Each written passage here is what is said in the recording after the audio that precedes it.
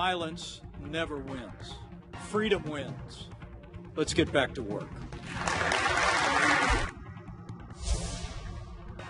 Now we gather due to a selfish man's injured pride. What happened here today was an insurrection incited by the President of the United States. Enough is enough. I've tried to be helpful. I hoped he lost. I prayed he would lose. He won. He's the legitimate President of the United States. Mr. President, the certificate of the electoral vote of the state. Joseph R. Biden Jr. has received 306 votes. Donald J. Trump has received 232 votes. The announcement shall be deemed a sufficient declaration of the persons elected President and Vice President of the United States.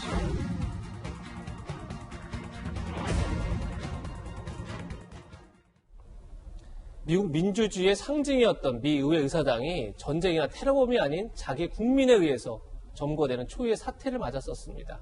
김영주 전 의원님, 네.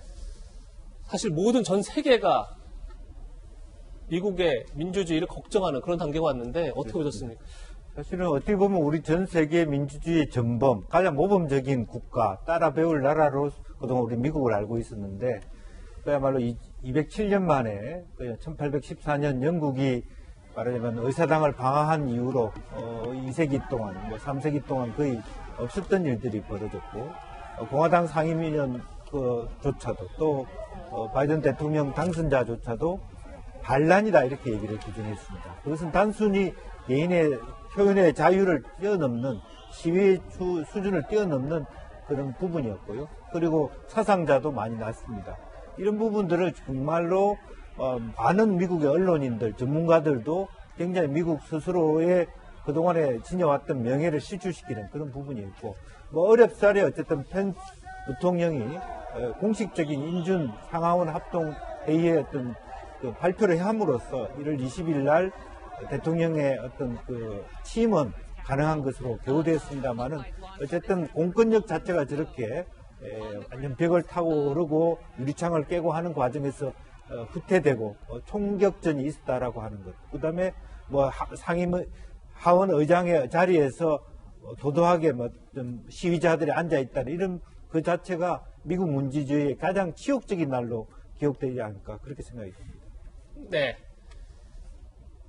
트럼프 대통령은 펜스 부통령 상원 의장을 겸하고 있죠.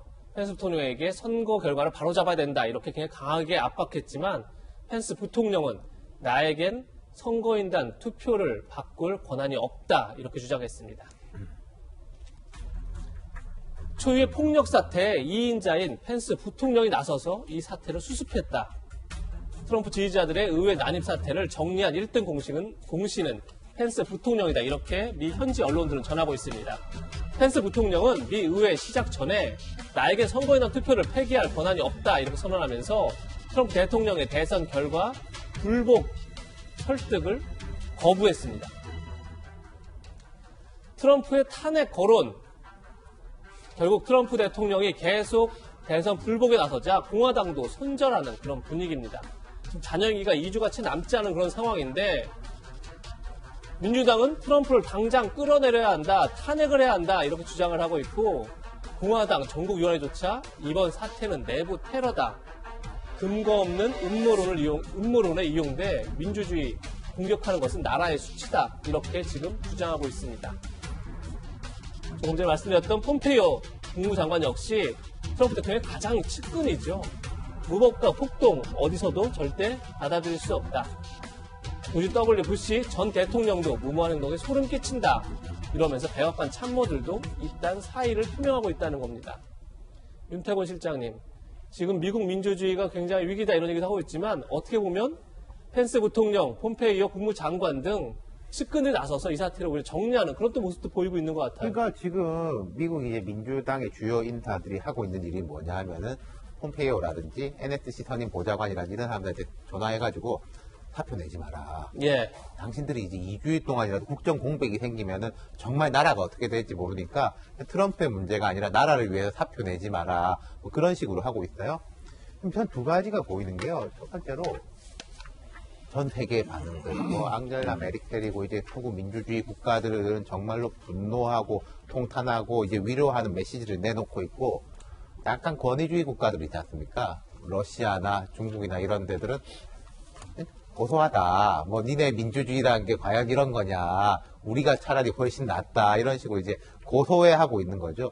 근데 참 제가 약간 궁금한 거는 우리나라 정치인들은 여고 야고 간에 별로 반응이 없더라고요. 왜 반응이 없는지 잘 모르겠는데. 그럼 두 번째는 미국 정치가 앞으로 어떻게 될까였는데 사실은 미 공화당이 트럼프 대통령에 대해 가지고 최근에도 좀 좌지우지 돼 있고 뭐 이제 승복을 찰만 못하는 인사들이 많았던 거는 트럼프 개인에 대한 충성이 아니라 트럼프가 지지층에 대한 지배력이 강하기 때문에 예. 4년 후에 다시 출마한다 이런 이야기도 했지 그렇죠. 않습니까? 예. 자기 선거를 생각했을 때 이게 트럼프하고 멀어지는 게 유리한지 모르겠다였는데 전부 다 손절이죠. 이제 미 공화당에서 트럼프라는 사람은 족보에서 판해지는 수준일 겁니다. 우리나라도 과거에 좀 그런 게 있었지 않습니까? 김병민 위원 계셔 좀 죄송한데 태극기 부대 이렇게 했을 때 어떨 때는 보수 정당이 와 같이 이제 손들고 이러다가 이게 올라가니까 지금 손절해서 거의 파내다시피 족보에서 파내다시피 하고 있잖아요. 예. 한국이 더 빨랐던 거죠. 미국이 따라갈 거예요.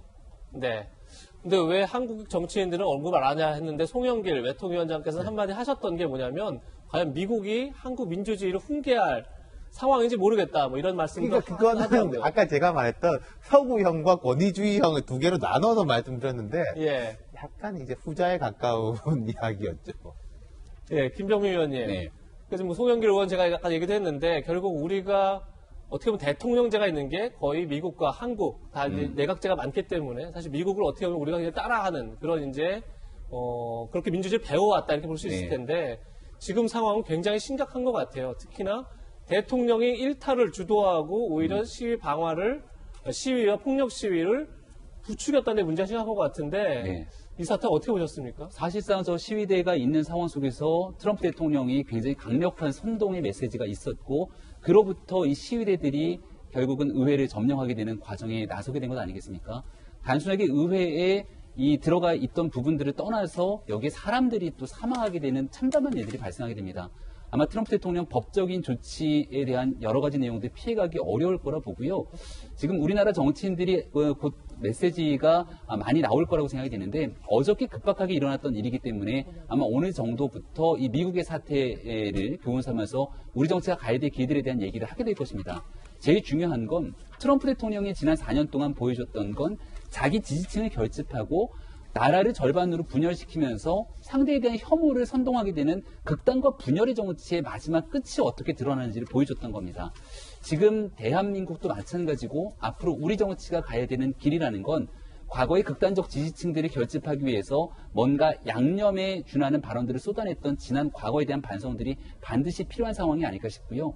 이러한 상태로서 서로를 향해서 정말 극단적인 언어로 극단적인 행동으로 분열하게 됐던 모습의 마지막을 두 번 다시 재발하지 않기 위해서 우리 정치권이 가야 될 2021년 새로운 길에 대해서 큰 화두를 던지고 있는 하나의 장면이 아닐까 이런 생각이 듭니다. 네, 트럼프 대통령이 국민을 분열시키고 갈등을 일으켰던 주로 SNS를 통해서 그런 활동을 했었는데 결국 트위터, 페이스북에 이런 조치를 취했습니다. 의사당 난입 직후 트위터는 12시간 동안 트럼프 계정을 잠정 중지시켰습니다. 페이스북 역시 평화 정권 이양이 이루어질 때까지 최소 2주간 트럼프의 계정을 정지하겠다 이런 초유의 조치를 취했는데 미국 대통령의 소셜미디어가 트위터, 페이스북이 이것을 중지시키는 초유의 사태를 맞았습니다. 미국 민주주의 어디로 갈지 계속 지켜보겠습니다.